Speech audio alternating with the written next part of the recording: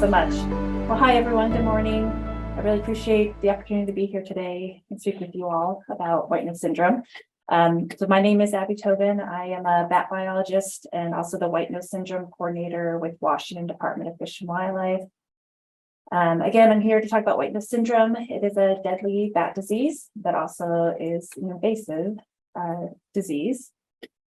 Before I go into background on the disease itself, I thought I'd just start off with some brief overview on bats and why they are important. So mainly though, the main reason is, they provide these essential ecosystem services. All of our bat species in Washington are insectivores, so they eat insects. And so they provide that service of pest control, which is a really important part of our economy because they can feed on those moths and beetles that can have impacts to forestry and agriculture. They also can feed on insects that are disease vectors themselves, such as mosquitoes. And then other parts of the country, there are bat species that are pollinators. They can be the main pollinator for several plants, such as the agave cactus or even bananas. And then there's also some bat species that feed on fruit. And so they're really important in dispersing seeds and in reforestation efforts. Unfortunately, there's numerous threats facing bats. I just highlighted a few here. One of those is degraded or loss of roosting and foraging habitat. That could be from deforestation or urbanization, natural disasters. There are several species in Washington that roost in human-made structures. So, eviction or loss of those structures, and then no other kind of available natural roosts for them can really impact some species. Also disturbances at roost, particularly during the winter when bats are hibernating. And then during the summertime, when female bats group together to give birth and raise their young called pups, that's a really energetically demanding period. And so they're particularly vulnerable during those times. And then wind energy can affect some species from direct mortality and then emerging infectious disease. For here in North America, one of the main diseases that we are concerned about is WhiteNose syndrome. And of course, it's why we are here today. And so just to go over a little background about WhiteNose, a lot of you are probably familiar with the disease triangle, but in order to have a disease, you need a pathogen, a susceptible host, and a favorable environment. And so for WhiteNose, the pathogen, it's a fungus. It's called Pseudogymnoascus destructans. You'll hear or read PD most of the time, much easier to say. But it is invasive. It is a foreign origin. There's evidence of vast distribution of this fungus in Europe and Asia. And bats have, they're in little to no mortality in Europe and Asia as well. And so it seems the bats have co-evolved with the fungus over there. But it was then introduced here in North America, and it's been having detrimental impacts, which we'll talk about a little bit more later. And then the susceptible host is hibernating bats. And so hibernation is key here. During hibernation, bats' immune systems is suppressed. And so it gives the fungus the opportunity to invade healthy bat tissue, really, without being impeded by the immune response. And so this fungus can be primarily spread from bat to bat contact, either during hibernation or before hibernation during the fall. The fall is when bats, we call it swarming, is when they mate. And so there can be a lot of contact occurring then.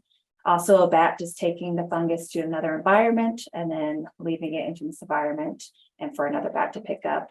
And then also humans can spread it if they pick up the fungus from a bat or an environment, from footwear, equipment, clothing, etc. And then you need a favorable environment. And so the fungus, it likes cool and dark environments. It has a specific range of temperature and relative humidity that it needs to persist and to thrive.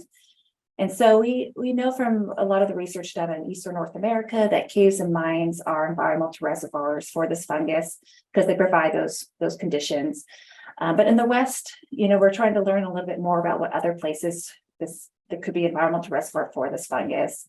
And so we suspect perhaps talus slopes, crevices and cracks, maybe in cliffs, because a lot of our bat species don't always hibernate in caves and mines, so they're obviously picking up this fungus in other places. And so we're still trying to learn where are they going, where are these places that they're picking up this fungus. And so if you have all three of those conditions met, a bat can develop white-nose syndrome.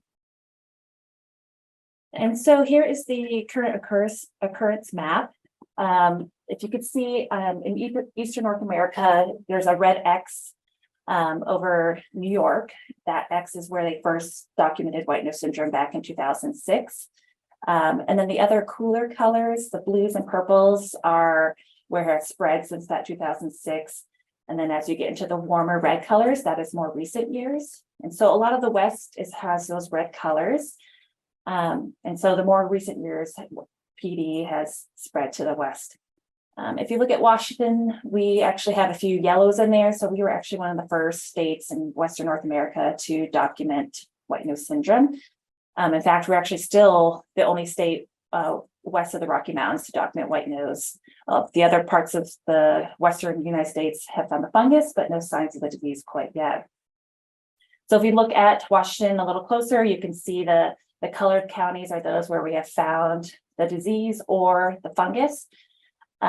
King County was the first place we did document it, just outside of Seattle. That was back in 2016. We continue to find cases of it throughout King County, but we also find it in Pierce, Snohomish, Chelan, Kittitas, and Lewis counties.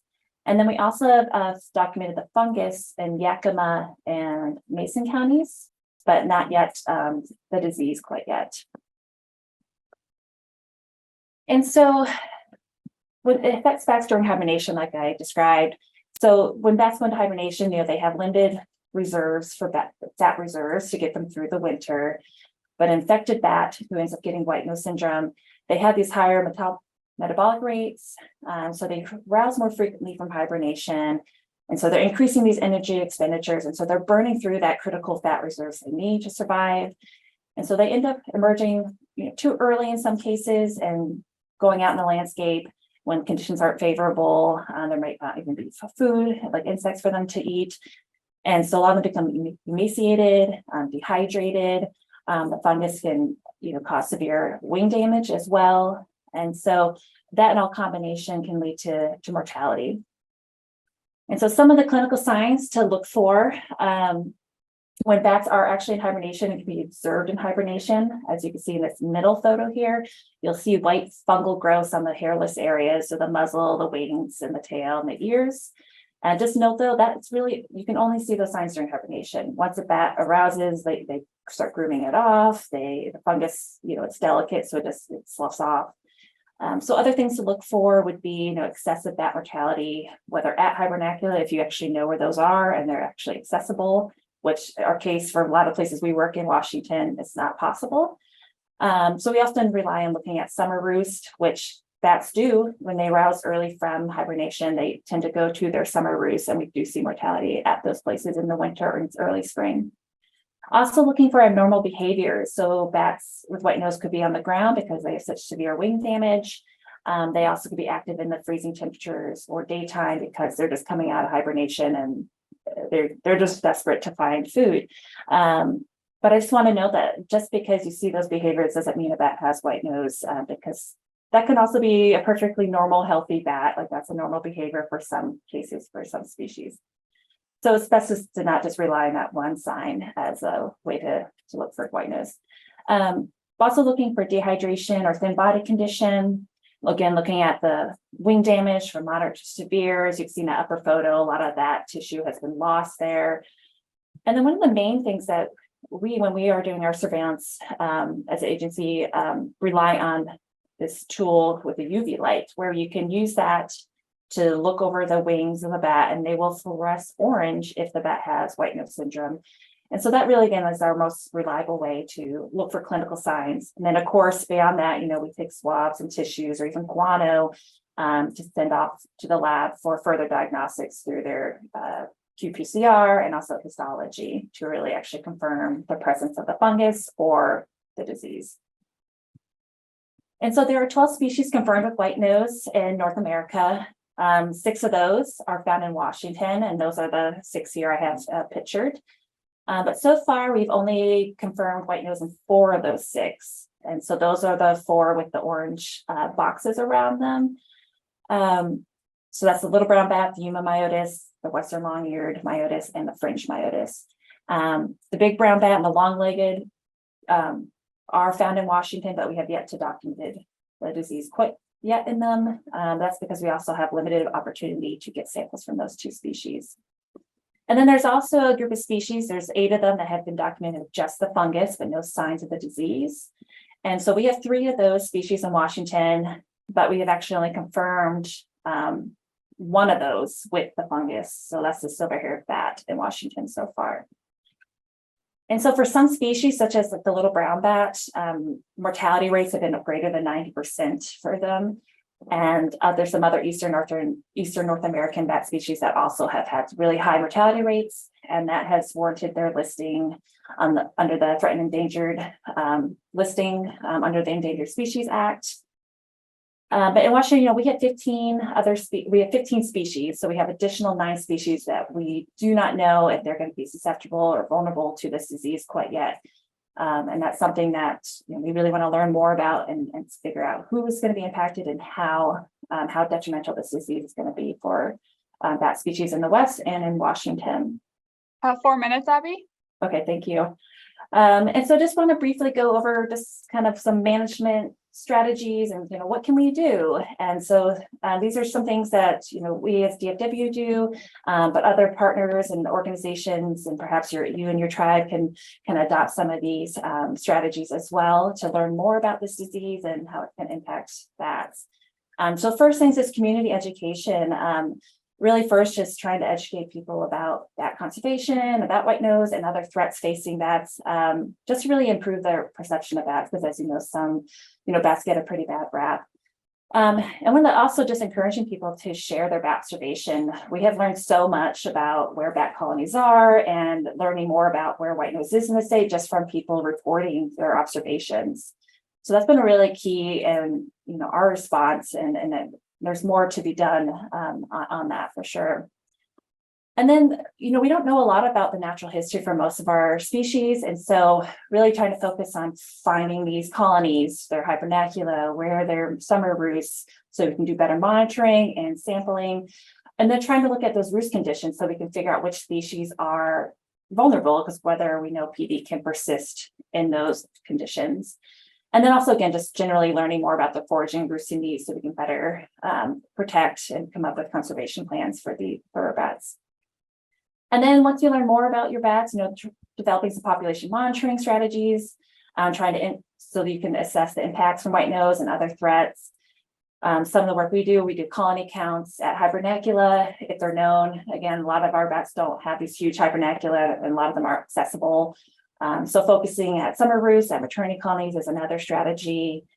And then also acoustic monitoring is a great way to look at like a broad scale, looking at activity patterns and trends. There is the North American Bat Monitoring Program, which is NABAT for short. It's a great program that multi-agency community organizations are all involved in, and so it's a really great, relatively low effort program to get involved in. And then decontamination. So to prevent that human-assisted spread of the fungus is really important whenever we're going into bat roosts or working with bats or suspect we're going in a place that bats could be, to follow the National WhiteNose Syndrome Decontamination Protocol. Just and then left.